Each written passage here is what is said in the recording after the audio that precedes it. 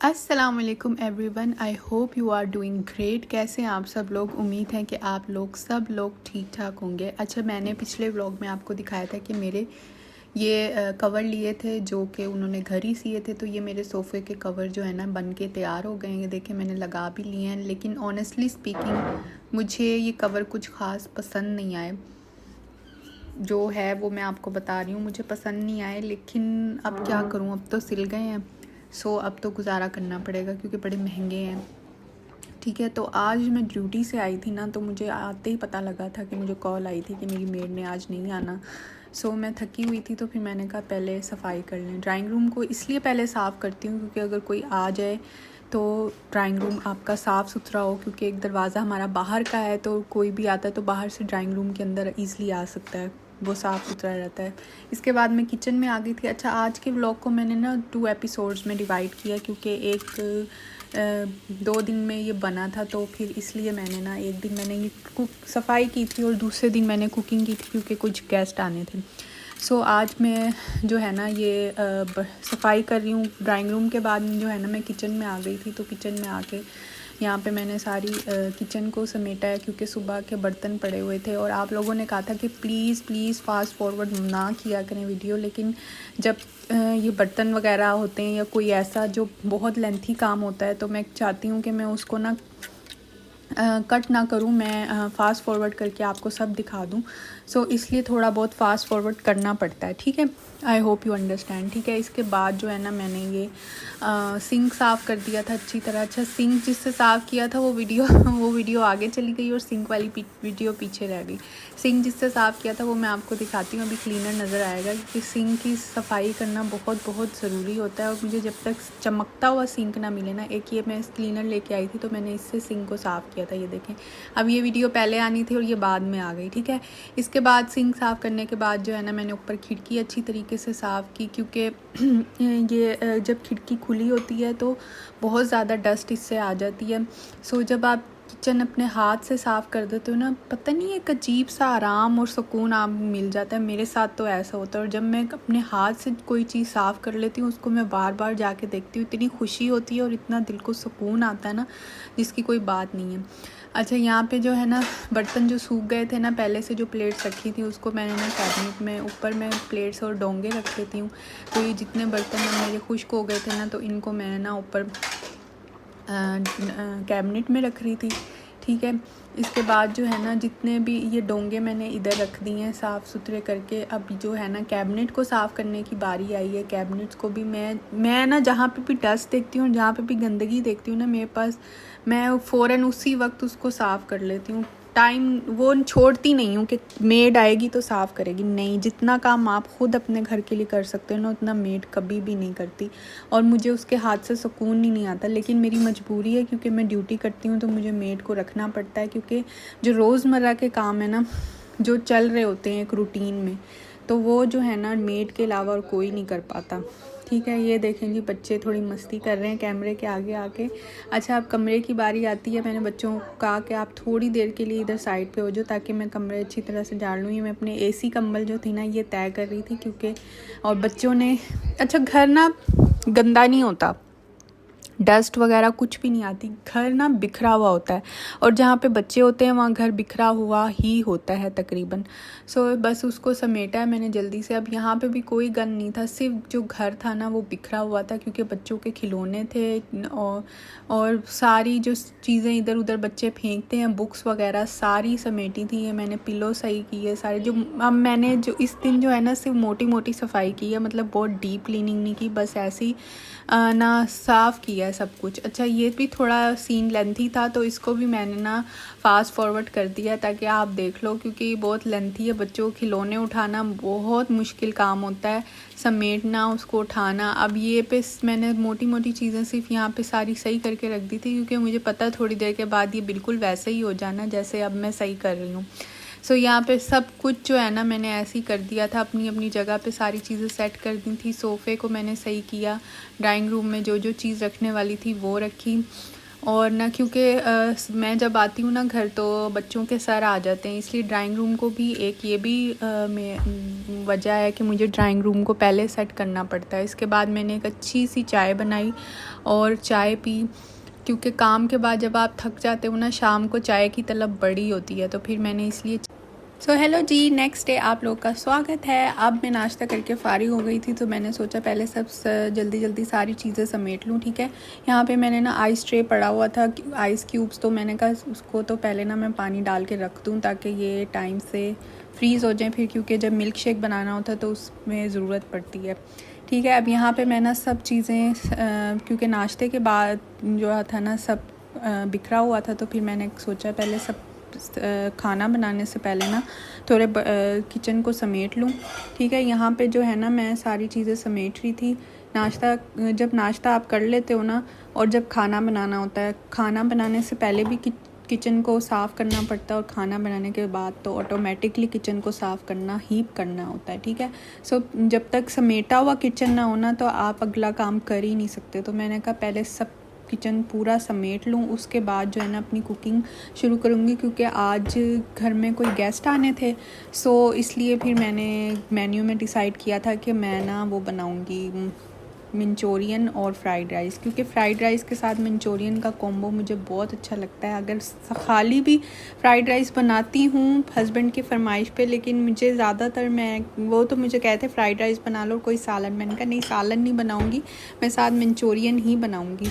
मैंने कहा मंचूरियन ही बनाएंगे, लेकिन बेशक मुझे थोड़ी देर लगे, क्योंकि आपको पता है इसमें बहुत मेहनत करनी पड़ती है, सब्ज़ियों की कटिंग अलग से, उसके लिए भी तो थोड़ी मेहनत का काम होता है। तो आप मुझे कह रहे थे कि इतनी मेहनत ना करो, आप उसके साथ कोई सालन बना लो।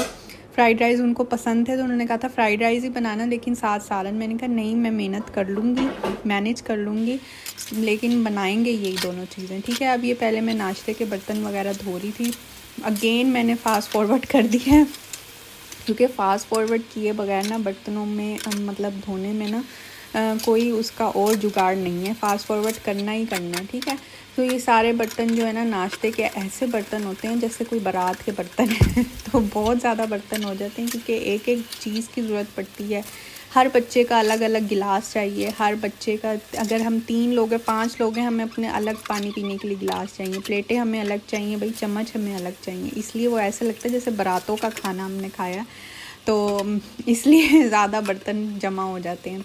ठीक है, बर्तन धोने के साथ साथ जो है ना मैंने सारे काम पहले करके रख लिए थे, चावल वगैरह निकाल लिए थे, सब्जियां वगैरह निकाल ली थी, और जो चिकन जो था ना वो मैंने पहले से निकाल के रख दिया था। अब है काउंटर सिंक साफ़ करने की बारी, जो कि सिंक साफ़ किए बगैर ना मेरा गुजारा नहीं है। सिंक को बहुत अच्छे तरीके से साफ़ करना मुझे बड़ा पसंद है, कि सिंक जो है ना मेरा चमकता हुआ। अभी राहिल घर में थे तो इन्होंने कहा था मैं डिस्पेंसर वाले इसमें पानी डाल देता हूँ, क्योंकि बाहर बच्चे ना हो तो फिर बच्चे बार बार फ्रिज खोलते हैं, इसलिए डिस्पेंसर में पानी डालना बहुत बहुत ज़रूरी होता है। यहाँ पे मैंने चूल्हा भी साफ़ कर लिया था, क्योंकि मुझे साफ़ चूल्हे पे काम करना पसंद है, ना कि गंदे चूल्हे पे। इसलिए मुझे कहा था, मैंने सोचा था कि डबल काम बेशक मुझे करना पड़े, मैं करने के लिए तैयार हूँ, लेकिन चूल्हा मुझे साफ़ चाहिए।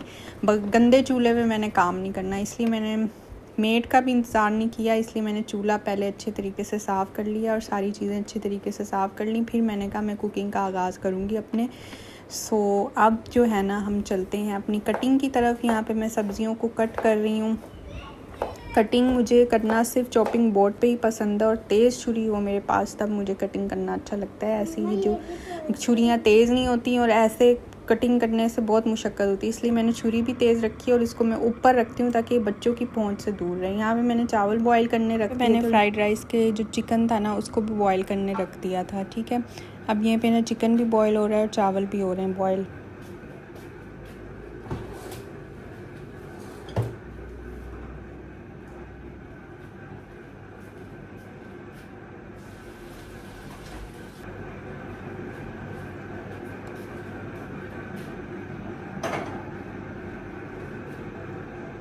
अच्छा जी, यहाँ पे मैंने चावलों को पानी जो है ना चावल निथार लिए थे, और अब जो है ना चावल बॉयल हो चुके थे, बस दम देना था इनको। और मेरा चिकन भी जो था ना साथ साथ बॉयल हो गया था, तकरीबन हो चुका था। अब यहाँ पे दूसरी तरफ जो है ना, जो मेरा मंचूरियन वाला चिकन था उसमें मैंने सारे इंग्रेडिएंट्स और मसाले वगैरह डाल दिए थे, डाल के तैयार कर लिया था, ताकि इसको मैरिनेट करना ज़रूरी था। मैं मैरिनेट करके रखती हूँ, उसके बाद जो है ना मैं पकाती हूँ, क्योंकि मैरिनेट करने से ना आपको अच्छे फ्लेवर्स मिलते हैं। ठीक है, यहाँ पे ये छोटा बच्चा है ना मेरा ये कैमरे के साथ आ रहा था, इसको मैंने कहा उतरो नीचे, बाहर जाओ, बाहर जाओ।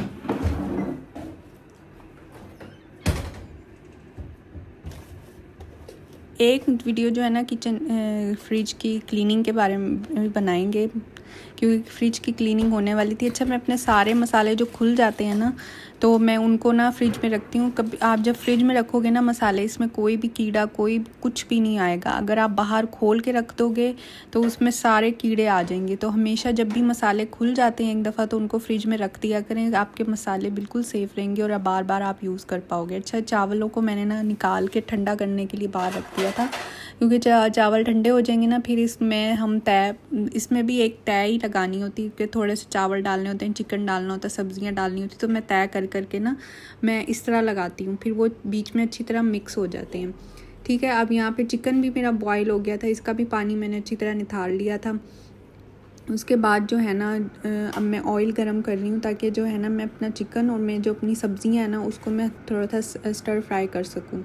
ठीक है, यहाँ पे जो है मैं पता नहीं क्या काट रही हूँ, मुझे याद ही नहीं है। हाँ, टमाटर काट रही हूँ, कि मैं ना चिकन जब थोड़ा सा स्टर फ्राई करती हूँ उसके साथ टमाटर डाल के स्टर फ्राई कर लेती हूँ। चिकन बहुत ही जूसी और यम्मी बनता है। जब आप फ्राइड राइस के साथ खाते हो ना, तो वो थोड़े से स्टर फ्राई हुए हुए होते हैं टमाटोज़ के साथ, तो वो बड़े मज़े के बनते हैं।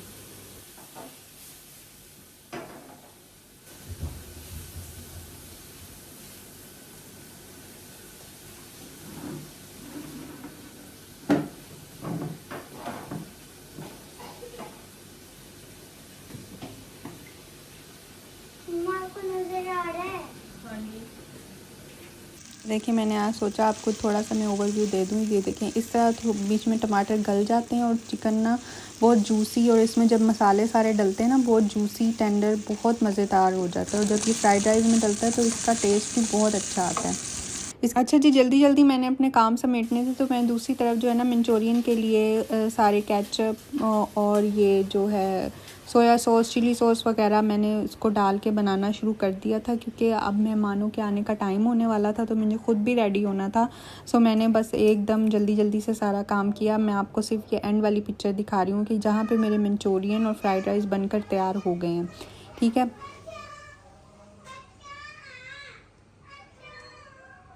अच्छा जी, यहाँ पे मुझे भी जल्दी थी और वीडियो को भी जल्दी थी, इसलिए फ़ास्ट फॉरवर्ड सारा काम कर दी। यहाँ पे मैंने किचन को अच्छी तरीके से समेटा, क्योंकि अब मैं बना के तैयार हो गई थी। मैंने कहा था किचन थोड़ा साफ़ सुथरा हो जाए, उसके बाद मैं तैयार हो जाती हूँ। यहाँ पे मैंने बर्तन जो थे जितने सारे समेटे हैं, सब कुछ समेटा है, ताकि जब कोई गेस्ट आए मेरा तो किचन साफ़ सुथरा हो। तो जी, ये था आज का व्लॉग। आई होप आपको ये अच्छा लगा होगा, मुझे कमेंट्स में ज़रूर बताइएगा। थैंक्स फॉर वॉचिंग, और मेरी वीडियो को लाइक, सब्सक्राइब और शेयर ज़रूर कीजिए। टिल देन, अल्लाह हाफिज़।